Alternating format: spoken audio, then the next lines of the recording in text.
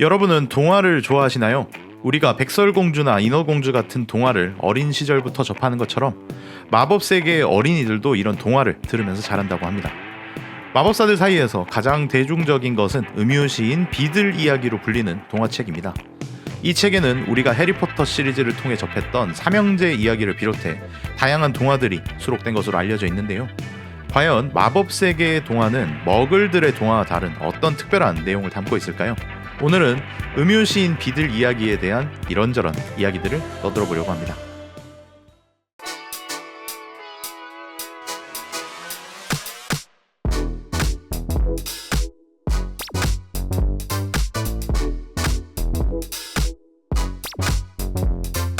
바드라는 말은 켈트에서 유래된 단어로 영주를 위한 노래나 시를 작곡하는 전문 시인을 뜻하는 말이라고 합니다. 우리나라에서는 주로 음유시인이라 부르기도 하죠. 고대에서부터 중세에 이르기까지 이들은 세상 이곳저곳을 돌아다니면서 시를 읊어주거나 연주를 하는 형태로 영웅들의 무용담을 전달하는 역할을 했습니다. 고대 그리스에서 음유시인은 전쟁 중에도 자유롭게 도시들을 왕래할 정도로 일반적인 시민들에게 환영받는 존재였다고 하는데요. 음유시인이 소재로 삼는 것들은 자신이 모든 내용을 창작하기도 했지만 모티브가 되는 이야기에서 영감을 받아 자신의 생각을 담아 다른 형태로 풀어내는 경우도 있었다고 합니다. 영국 최고의 극작가로 불리는 윌리엄 셰익스피어의 별명이 A번의 음유시인일 정도로 음유시인이라는 직업의 사람들이 세상에 미치는 영향은 상당한 것으로 생각됩니다. 15세기 즈음에 쓰여진 음유시인 비들 이야기는 마법세계 음유시인 비들이라는 사람을 통해 작성된 동화책의 이름입니다. 비들은 영국의 요크셔 지방에서 태어났고 마법사였던 것은 분명하지만 그를 묘사한 목판화를 통해 유난히 풍성한 수염을 가졌다는 정보 외에는 그가 어떤 사람인지 전혀 알려진 바가 없다고 전해집니다. 음유시인 비들 이야기는 해리포터와 죽음의 성물에서 본격적으로 언급되었는데요.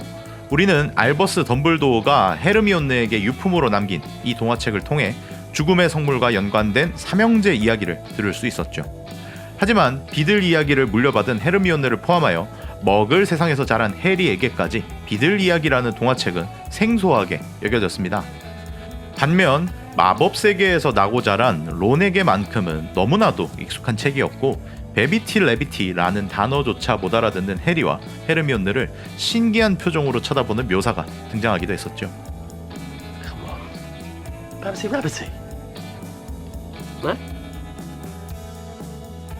훗날 비들 이야기는 기존의 룬문자로 기록되었던 원본을 헤르미온느가 영어로 번역했고 여기에 호그와트의 서고에서 발견된 알버스 덤블도어의 해설을 첨부했다는 설정을 가지고 머글 세상에 공개되었습니다. 그리고 이 책의 판매 수익금 전액은 롤링 작가를 통해 유럽의 치아가동 후원단체에 기부되었기 때문에 더욱 의미 있는 책이기도 하죠. 음유시인 비들 이야기에는 총 5편의 동화가 수록되어 있습니다. 모든 사람에게 사랑받던 늙은 마법사가 자신의 아들에게 유품으로 남겨준 마법의 요리 냄비에 관한 이야기를 다룬 마법사와 깡충깡충 냄비, 1년에 단 한 번만 열리는 정원에 숨겨진 영원한 행운을 선사하는 마법의 샘과 세상에서 자신이 가장 불행하다고 여기는 3명의 마녀, 그리고 결투에 재능도 없고 이름마저 불행한 머글 기사가 이들을 만나 행운의 샘을 찾아 떠나는 여정을 그린 엄청난 행운의 샘, 더욱 강력한 힘과 영원한 생명을 얻기 위해 어둠의 마법을 통해 자신의 심장을 꺼냈다가 저주에 걸려버린 불행한 전투마법사의 이야기를 다룬 워록의 털난 심장, 마법의 능력을 독점하고 싶어 했던 욕심 많은 머글 왕과 왕의 이런 심리를 이용해 이득을 보려고 했던 머글 사기꾼, 그리고 왕의 곁에서 마법사임을 숨기고 이 모든 상황을 지켜보던 애니마고스 능력을 가진 마법사 베비티 레비티 사이에 일어나는 이야기를 다룬 베비티 레비티와 깔깔 웃는 그루터기, 우리에게는 죽음의 성물의 배경 이야기로도 익숙한 죽음을 피하기 위한 세 형제의 이야기를 다룬 삼형제 이야기까지. 비들 이야기는 머글 세계의 동화에 비해 개성이 뚜렷한 이야기들로 구성되어 있는 편입니다. 하지만 이렇게 비들이 동화의 형태로 남긴 이야기들이 과연 정말 동화일 뿐인가에 관해서는 마법 세계에서도 논란이 많았습니다. 비들 이야기가 실제 이야기를 바탕으로 하고 있다는 주장을 하는 사람들은 그 근거로 삼형제 이야기를 드는 경우가 많았는데요. 이 이야기의 등장인물인 피브렐 형제가 마법 세계에 실존했던 것으로 전해지기 때문이죠. 해리포터 시리즈에서 삼형제 이야기를 가장 깊이 있게 다루고 있는 이유도 바로 이 점 때문입니다. 삼형제는 죽음이 직접 선물해준 3가지의 보물을 가졌던 것으로 전해집니다. 딱총나무 지팡이, 부활의 돌, 그리고 투명망토. 이 3가지의 보물은 죽음의 성물이라고 불리면서 모든 죽음의 성물을 차지하는 사람은 죽음까지도 지배하는 자가 된다는 전설이 전해져 내려오고 있죠. 누군가는 이 이야기를 그저 동화일 뿐이라며 웃어 넘기기도 했지만 희대의 악당이라고 불렸던 갤러트 그린델왈드와 모든 사람들이 위대한 마법사로 칭송하는 알버스 덤블도어, 그리고 어둠의 마왕 볼드모트에 이르기까지 죽음의 성물의 존재와 강력한 힘을 실제로 믿고 이를 찾아다니던 마법사도 상당수 존재했던 것으로 알려져 있습니다. 그리고 어떤 사람은 죽음의 성물을 실제로 가지기도 했었죠. 첫째가 소유했던 딱총나무 지팡이는 지팡이 제작자로 활동하던 그레고로비치의 손을 거쳐 이를 훔쳐 달아난 갤러트 그린델왈드, 그리고 그린델왈드를 저지한 알버스 덤블도어가 차례로 소유하게 되었고, 둘째가 가지고 있던 부활의 돌은 그의 후손인 본트 가문의 가보로 전해지면서 반지에 박힌 보석의 형태로 물려져 내려왔습니다. 그리고 셋째가 소유한 투명망토는 포터 가문의 후손들에게 상속되면서 결국 해리가 가지고 있게 되었죠. 이렇듯 삼형제 이야기에 등장하는 주인공들의 후손과 그들을 상징하는 죽음의 성물이 실존하는 만큼 비들 이야기가 실제 이야기를 바탕으로 만들어졌다는 주장은 신빙성을 가집니다.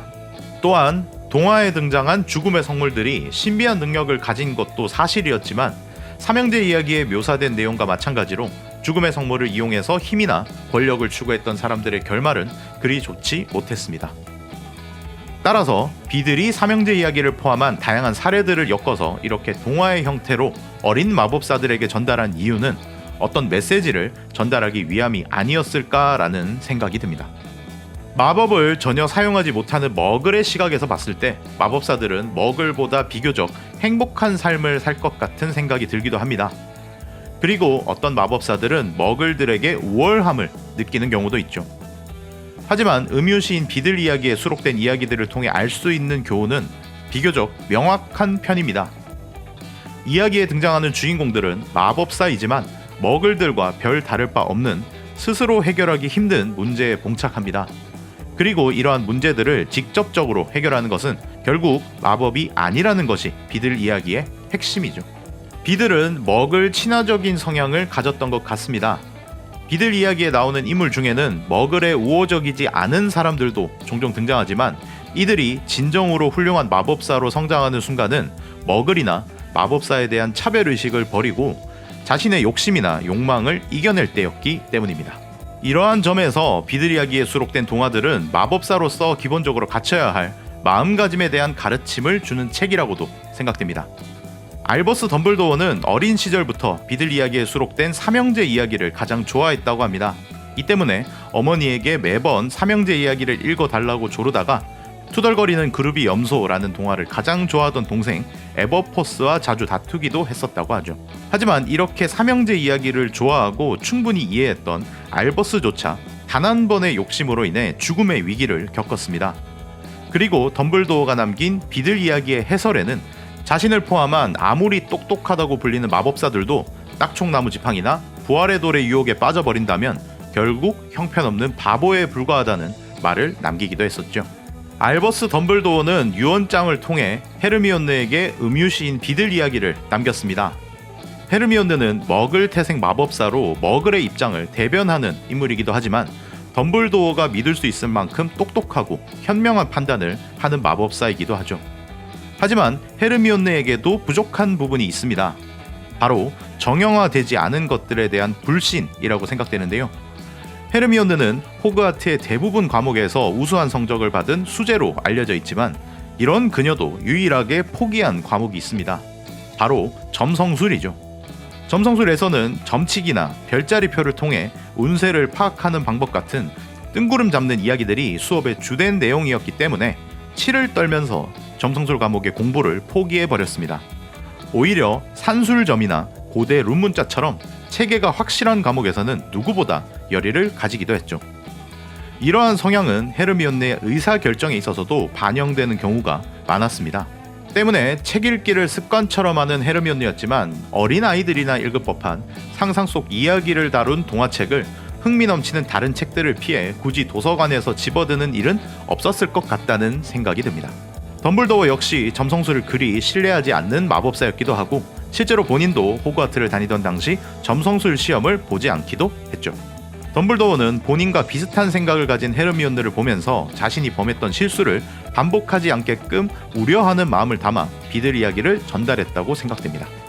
헤르미온느가 관심을 가진 고대 룸문자로 기록된 비들 이야기는 충분히 흥미를 유발할 수 있었을 것이고 그 이야기 속에 담겨진 여러 가지 교훈들은 헤르미온느가 지금껏 포기해버린 것들에 대한 중요성을 일깨워줄지도 모르기 때문이죠.